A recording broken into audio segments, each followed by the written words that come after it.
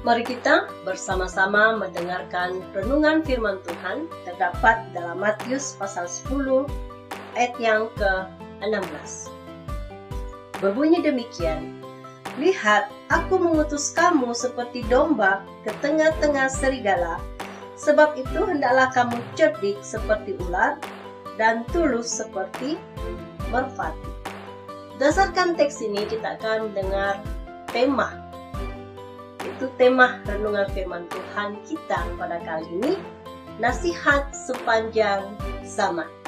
Nasihat ini adalah dari Tuhan Yesus sendiri, yang pada hari ini kita akan mendengarnya bersama-sama.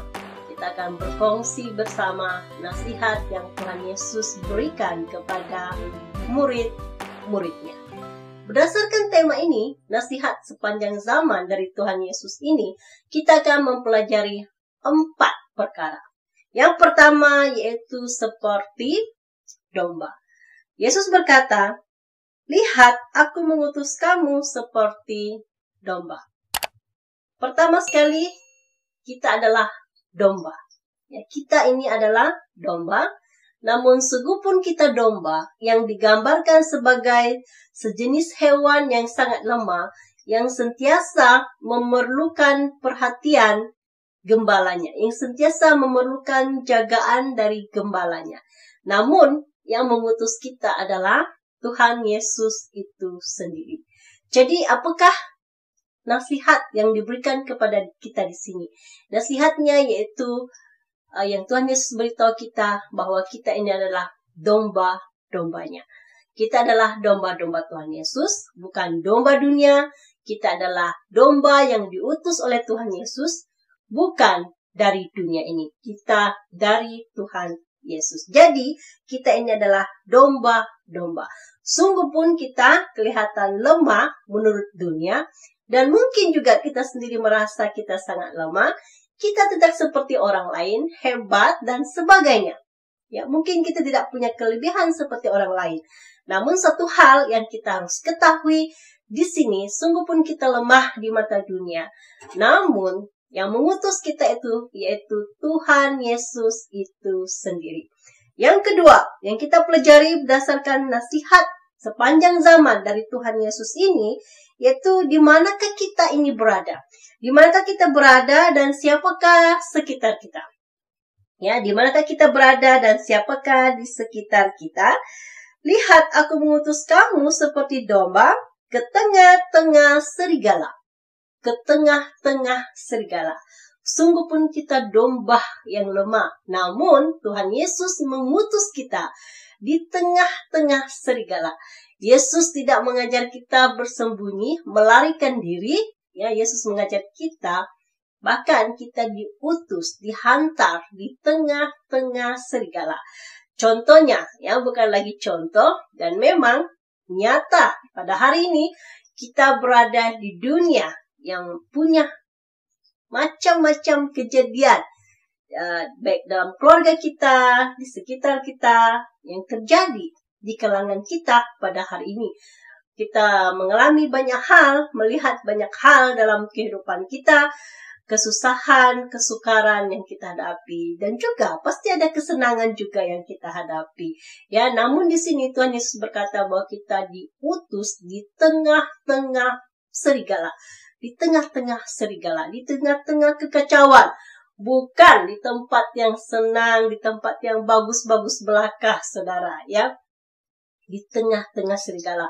Kita harus sadar betapa kita dikelilingi. Ya, firman Tuhan berkata, peperangan kita pada hari ini, kita bukan berperang melawan roh-roh jahat, kita bukan melawan darah dan daging, tetapi kita melawan roh-roh jahat di udara, di angkasa, yaitu iblis dan setan, kuasa-kuasa kegelapan. Dan kuasa-kuasa kegelapan ini, saudara, punya banyak cara untuk menerkam kita, untuk menyakiti kita, ya, dalam kehidupan kita sebagai utusan Tuhan.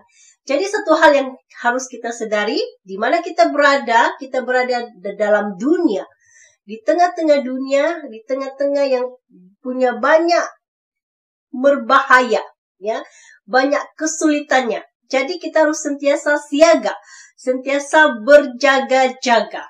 Firman Tuhan berkata, adalah kamu sentiasa bersiap sedia, sentiasa berjaga-jaga dalam doa. Ya, itulah kata Tuhan Yesus kepada kita. Dan Tuhan Yesus memberitahu kita betapa kita harus mengambil serius, ya. Serius, sebab kita di tengah-tengah serigala, di tengah-tengah binatang buas, binatang yang sentiasa menerkam, mencari mangsa, yang memangsa kita, mau menyakiti kita, mau menjahanamkan kita. Jadi betapa kita jangan leka, ya, jangan leka. Sungguh pun kita rasa kita adalah lemah, tidak sepandai orang lain, tapi itu tidak berarti kita berserah begitu saja pada keadaan kita. Kita harus berusaha, kita harus berpikir, kita harus melindungi diri kita sendiri, memprotek diri kita, keluarga kita, dan orang-orang di sekitar kita, saudara. Jadi di sini sangat jelas Tuhan Yesus memberitahu kita di manakah kita berada, dan siapakah orang-orang di sekitar kita? Siapakah di sekitar kita? Dikatakan di sini bahwa ke tengah-tengah serigala. Betapa seriusnya, betapa kita harus sentiasa berjaga-jaga untuk melindungi diri kita, melindungi keluarga kita, melindungi orang-orang yang kita sayangi dalam kehidupan kita. Betapa kita harus sentiasa berpikir bagaimana kita harus menyelamatkan diri kita.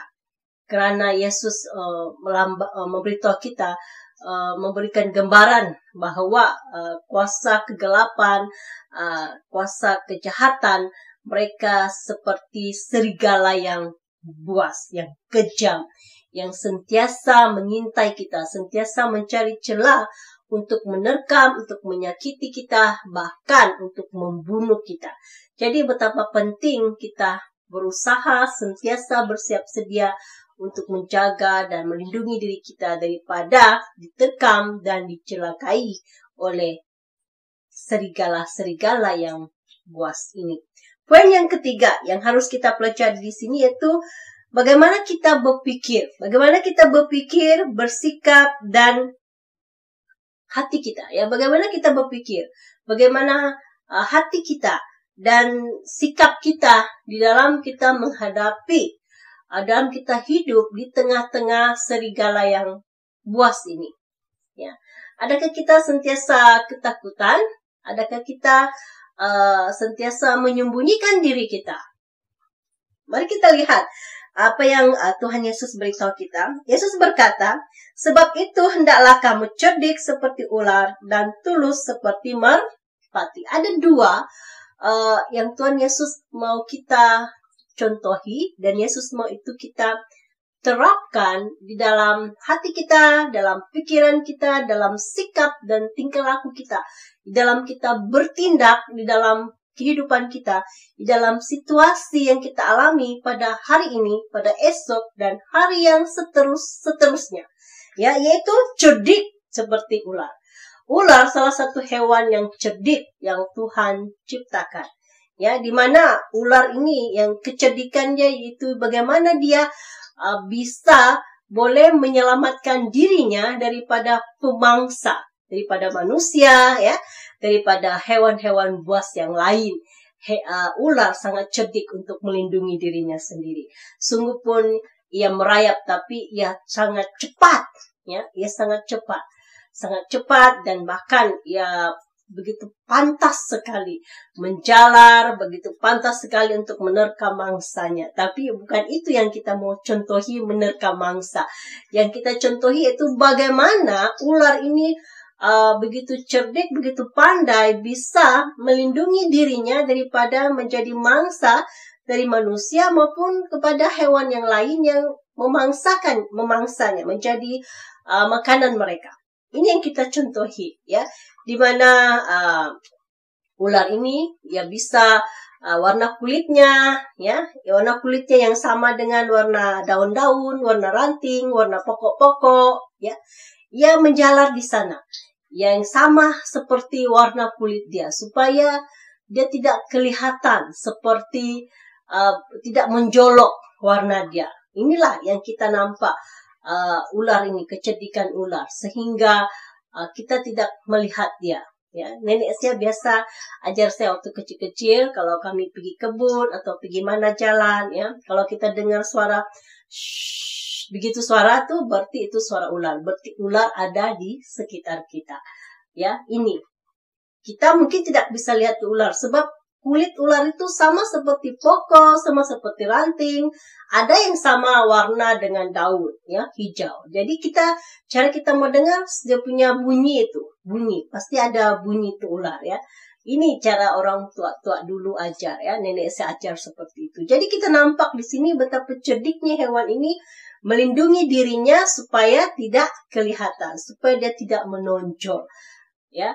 Dan juga yang kedua yang diajar, ya, sikap, ya, sikap, berpikir dan hati kita yang diajar oleh Tuhan Yesus di sini, yaitu kita harus seperti merpati, seperti merpati. Di sebalik kecerdikan itu, di sebalik kecerdikan hati kita, ketulusan kita jangan hilang. Maksudnya kita jangan salah guna kita punya kecerdikan. Ya, jangan salah guna kecerdikan kita, kepandaian kita ke arah sesuatu yang bisa mencelakai orang lain, merugikan orang lain, yang bisa menjatuhkan kita dalam dosa. Cerdik macam mana kita sekalipun, kecerdikan kita itu harus kita gunakan untuk melindungi diri kita, melindungi keluarga kita, untuk membawa orang datang lebih dekat kepada Tuhan, dan juga ketulusan hati kita itu jangan hilang seperti merpati, ya. Hendaklah kamu tulus seperti burung merpati, kata firman Tuhan di sini. Jadi saudara dan saudari, ya, walaupun kita lemah, namun tidak berarti kita kehilangan kecerdikan kita. Tidak berarti kita tidak boleh menjadi orang cerdik. Tidak berarti kita tidak boleh menjadi tulus. Lemah tidak berarti kita bodoh. Lemah tidak berarti kita tidak punya ketulusan dalam hati kita. Sungguh pun kita lemah, tapi kita punya gembala yang agung. Kita punya penjaga yang agung. Kita punya pengutus yang agung, yaitu Yesus sendiri. Dan kita punya kecerdikan dan juga ketulusan hati. Bagaimana kita memperoleh kecerdikan ini? Kecerdikan ini adalah hikmat. Ya, bagaimana kita begitu hikmat? Seperti pada hari ini, bagaimana keadaan hidup kita pada hari ini, saudara? Ya, yang penting di sini yaitu bagaimana kita beriman kepada Tuhan, dan iman kita itu harus disertai dengan hikmat. Mari kita lihat Amsal, ya. Kita lihat Amsal pasal 1 ayat yang ke-7 berkata, takut akan Tuhan adalah permulaan pengetahuan, tetapi orang bodoh menghina hikmat dan didikan.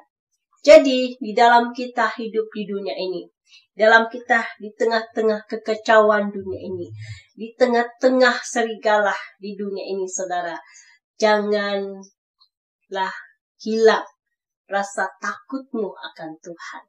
Tetaplah takut akan Tuhan.